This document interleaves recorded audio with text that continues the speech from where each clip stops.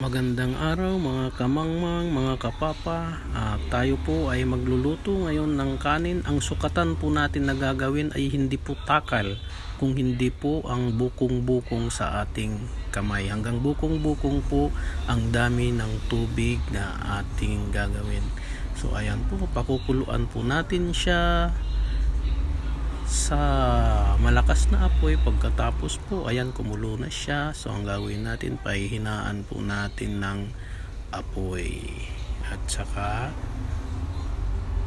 makunti na lang yung tubig. So ayan po, pahinaan natin ng apoy para hindi po masunog ang ating sinasaing kanin.